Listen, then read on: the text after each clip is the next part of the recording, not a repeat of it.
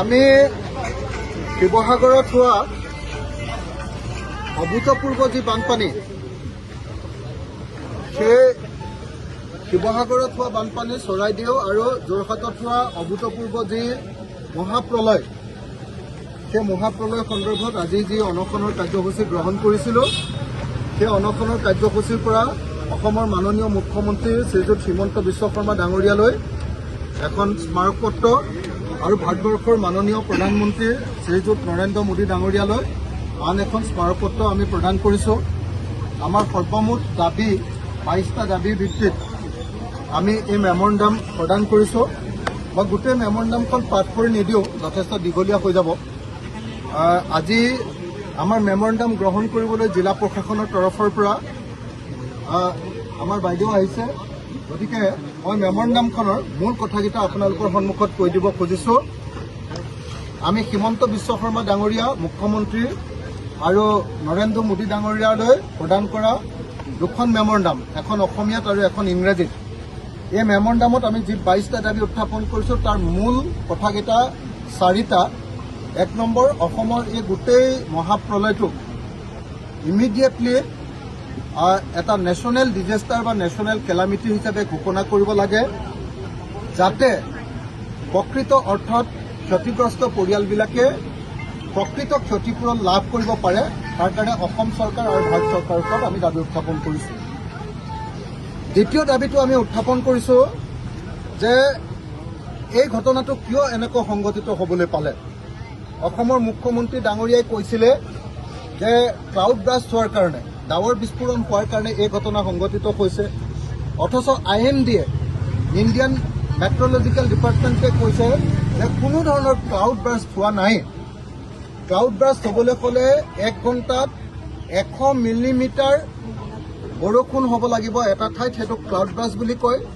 আৰু তেওঁলোকে দেখুৱাইছে যে সেই সময়ত আচলতে নাগালেণ্ডত 24 ঘণ্টাতহে 137 মিলিমিটাৰ বৰষুণ হৈছিলে।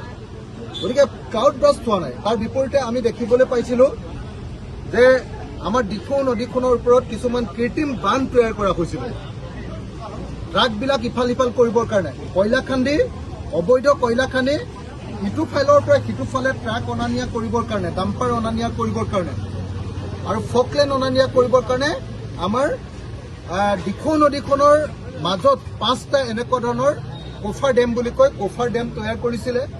সেই কফাৰ ডেমবিলাকত সৰু সৰু এনেকুৱা ফাঁক ৰাখি খুঁটি তৈয়াৰ কৰি গোটেই ওপৰৰ মানে আপষ্ট্ৰীমত পানীবিলাক জমা কৰি পেলাইছিলে।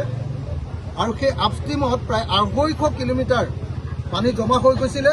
আৰু সেই সময়তে বৰষুণ আহিছিলে, সেই সময়তে পাহাৰ খহিছিলে, আৰু সেই সময়তে আমি জানো যে কয়লা খনিবিলাকত থকা কৃত্ৰিম যিবিলাক হ্ৰদ আছিলে তাৰ পানীবিলাকো ওলাই আহিছিলে। আৰু শিল খননৰ কাৰ্যসূচী সংগঠিত কৰিছিলে, অবৈধ শিল খনন কৰিছিলে।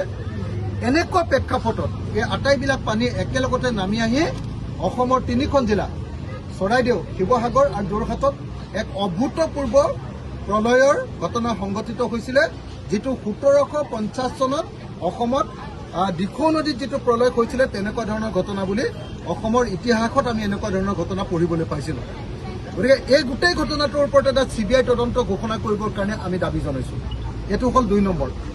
3 নম্বৰ মূল দাবীটো হ'ল যে যিমান মানুহৰ ঘৰত ক্ষতি হ'ল, প্ৰকৃত ক্ষতি, আৰু যিমান দোকান পোহাৰত ক্ষতি হ'ল, প্ৰত্যেকখন দোকান পোহাৰ আৰু ঘৰত 10 লাখ টকাকৈ ক্ষতিপূৰণ দিব লাগে বুলি আমি আজি দাবী উত্থাপন কৰিছোঁ। এইটো 4ৰ্থ। আৰু 5ম দাবীটো হ'ল যে অকল মানুহৰ ব্যক্তিগত ঘৰ বা দোকান পোহাৰেই ক্ষতি হোৱা নাই, লগতে আমাৰ গোটেই ইনফ্ৰাষ্ট্ৰাকচাৰ, আমাৰ শিৱসাগৰ সমষ্টিটোৰ গোটেই আন্তঃগাঁথনি, যেনেকৈ ৰাস্তা ভাগি শেষ হৈ গ'ল, দলং ভাগি শেষ হৈ গ'ল, নামঘৰ বা ধৰ্মীয় প্ৰতিষ্ঠানবিলাক ভাগিলে, শিক্ষানুষ্ঠান, অংগনবাদী কেন্দ্ৰৰ পৰা ইউনিভাৰ্চিটিলৈকে আমাৰ ক্ষতি হ'ল। সেইবিলাকৰ ওপৰত ক্ষতিপূৰণ দিবৰ কাৰণে আমি এই স্মাৰকপত্ৰৰ জৰিয়তে দাবী উত্থাপন কৰিছোঁ।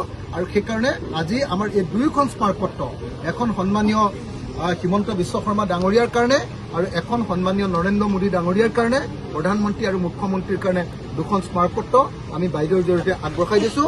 মই লগে লগে সকলোকে হাত তালি বজাবৰ কাৰণে